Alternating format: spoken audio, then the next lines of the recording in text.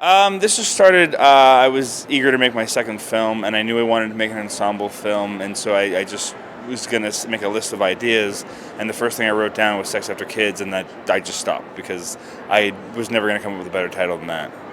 You struck gold, in other words. It's not, it's not, it's a concept that probably comes up with mature adults who've had kids over coffee and dinner, and I mean, it's rich material that's been around for a long time.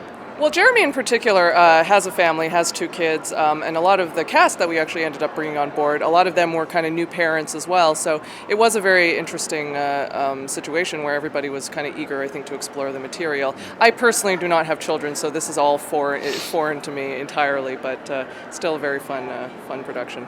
Yeah, I was surprised when I first started working on it because my first instinct was that someone else has done this. There's no way no one's done this topic in this kind of way, and because I realized I couldn't find it anyway, and so I knew that I had to jump on it as soon as possible before someone else did. And you say it's an ensemble.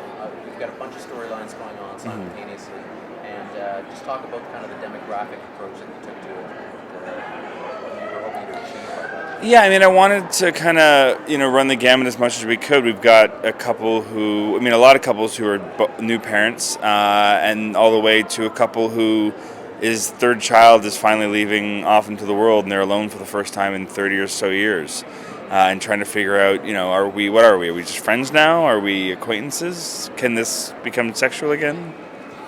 Yeah, it's a great film in that way because it does. A lot of people can relate to it. They can relate to the older couple. They can relate to the younger people. There's even a couple of single people in the film, so that's part of the fun of it too. Is that you could bring your grandparents. My personal delight is that the older generation goes crazy. They laugh just as hard as anyone else. I noticed that in the theater.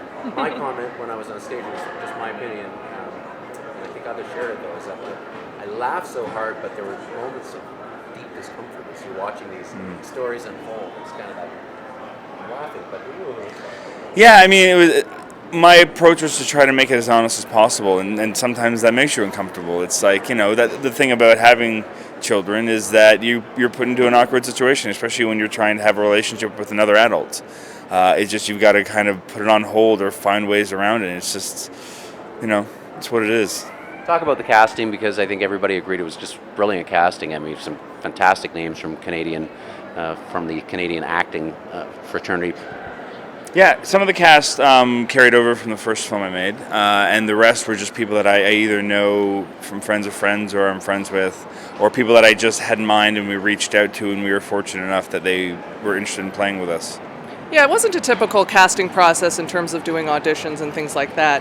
And a part of it is that we do hail from Toronto, where there's such a rich talent pool, and you want to work with everybody. So this was sort of an opportunity for us to try and work with everybody, because it does have quite a large cast. Outstanding. Thanks so much.